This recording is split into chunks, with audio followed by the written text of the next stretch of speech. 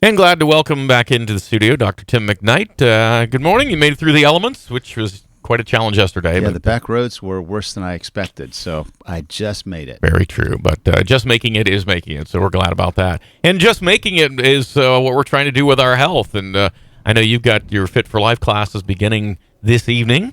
Yes. Still room virtually to join that? Yes. Yeah. We this is probably the biggest class we've had, but because we can do it virtually, we can squeeze as many people in as wants to join. But the first thing you have to do is gain control. So that sounds like a little bit, but to me that sounds like maybe the biggest piece of all. Absolutely. This is really why we have the Fit for Life classes, to help people get control of their health and show them how to do it. In tonight's class, we're talking about all the diseases that we're struggling with, we're trying to avoid, and we're trying to empower people this evening to start to believe that maybe I can take my health into my own hands and do some things that I never thought I could do with my health. And so that's what we're going to talk about tonight. I guess creating the urgency to try is the biggest deal to get started. Yeah, and that's exactly what we're doing tonight. We're showing people, look, the obesity rates are going up. Diabetes is going up. Heart disease has not taken a downward turn. We're still dying from heart disease, and cancer is still something that scares many of us, and many of us will develop. And so everybody, when I present these numbers, people feel very powerless and like a victim. And unfortunately, I believe that allopathic medicine has sort of set us up to accept that, to believe that, well, you got heart disease, here's some pills, here's your pills for your diabetes, your high blood pressure. And sometimes that's true. Sometimes there's no other way around managing those diseases. But many times, with the right lifestyle changes and some coaching and some encouragement, we can reverse these diseases or live with them much, much better. And so that's really what I hope people will walk away from tonight, is that we're not a victim of the traumas in our life. We're not a victim. Some people have struggled with depression or anxiety, and they blame it on their past. And I certainly understand where those ideas and emotions come from, but it doesn't mean you're stuck living there your whole life. Right now, a lot of us are feeling like we're victims of COVID. We are powerless over it, and actually we're not powerless. And so we're going to talk about things that you can do to prevent COVID, things that you can do once you get COVID to have a better chance of doing well with it and recovering quickly and not dying from it. And people want that. They need that information, and we've talked about that before here. So, and the other thing that I talk about is taking control of your health. People don't understand is that their thoughts and their emotions and their relationships, those all play a part of our health and how we feel and how we approach it. So that definitely has to be addressed and understood. Right, that's a mental part of it. Am I right? 100 or 130 years back, we didn't have as many things to make us unhealthy. Absolutely. You're more likely to die of a gunshot wound, I guess, if you lived in the West. But right. and then things come on with processing and this and that, and we have more opportunities to be unhealthy. Yeah, our food is not what nature intended it to be. It shouldn't come in a box or a can or a package. I'm not saying you can't eat those foods, but nature has provided a way for humans to survive and do well and heal for thousands and thousands of years. And if you want to know what foods those are, spend time in the produce section of the store. That's where most of those foods are going to be.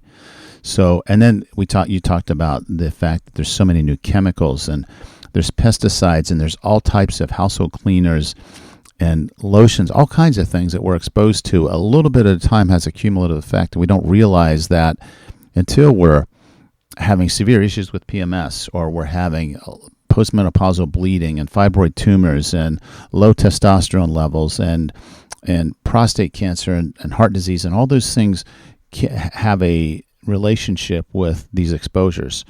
And in mainstream medicine, most of the time we don't look back and make those connections, because most of mainstream medicine doesn't know how to treat that. They just, it's a cholesterol medicine, it's a blood pressure medicine. And like I said, I think there are times when we need those, but let's talk about the things that can prevent that, reverse that, the causes, the root cause of this. If you get to the root cause of your problems, you always have a chance to heal. And that's been my message all along in Fit for Life. And I think, in a sense, your message is about mental preparedness, not necessarily mental health as people think about it, but preparing yourself, I don't know, in my coaching experience, to be competitive. All right, I'm going to beat this obesity or whatever. Now let's make a plan. Yeah, exactly. As a coach, you try to instill in your players, hey, we can do this. That's hope. Like, yes, we can. And then it's like, let's make them believe. And then as a coach, you execute the game plan and you go play the game.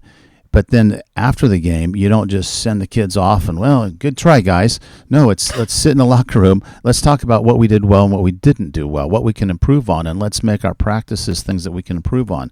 So that's where the feedback and the redirection comes from. And you know, as a coach yourself, you understand exactly what I'm trying to do with people. It's the same process. And the most effective coaches are very inspirational. And it can make a big difference. So I think those things are critical. And the other thing that I wanted to mention is energy. You know, this also goes back to coaching, and those who have coaches who do a really good job, they have high energy. And when you have that type of energy, you can instill all kinds of changes in your body. If you look at, I mentioned food. If you look at food, we can measure the energy in food by a measurement called the ORAC score, the oxygen radical absorbance capacity. If you measure that number with a bowl of cereal, there is no energy. If you measure it with a bowl of blueberries, you'll see the energy there. So there you go. Any of nature's foods has energy in it. So it's telling us right there that's what we should consume. It gives us energy. Water has the same type of measurement. It's called the the oxidation reduction potential. But we also know that movement instills energy, right? If you sit all day, there's no energy. If you eat carbs all day, there's no energy. So, and then there's energy in our thoughts. There's energy in our emotions. If we have positive relationships, people can inspire us, just like a coach can inspire their athletes to want to perform better. There's energy everywhere. And so I just think people need to understand that. And as the director of Fit for Life and someone who's trying to coach people to change, it's look at the great coaches, try to mimic what they do, because they do all these things. But we have to be able to do that ourselves as well. That's the thing. The energy will have to come from the classmates, so to speak. And I think that you can inspire each other trying to do what the coach says. Absolutely, yes. So, and there's a great power in the group that we have now. We've got, I think, 53 people enrolled, and it's an invitation Facebook page that we communicate on. And boy, these people haven't even met each other, and they are so excited, so ready to go. And it's we're looking forward to meeting this group of people tonight, because they're sharing ideas. They're saying they're ready. They're hungry for the information. So I expect great things out of this group. And that's, I guess, one of the benefits of having to do this virtually because of the pandemic and being shut down for a while is we've been able to connect virtually. And we still are doing it in person as well, but it's a different dynamic, and we can share a lot of information virtually as well. So It's been fun. It's going to be a great class. How could someone join today and get themselves in virtually by tonight? Well, they would call the hospital and get connected with Kelly Bowe. She's the project coordinator, and she would get them signed up. We probably have another week. We don't want people to miss too many classes, so if they get in within the next week, they can catch up on what's already been presented, and what we're doing tonight, they can watch that again. So within the next week or two, we can still accommodate more people. All right. Well, we'll look forward to that.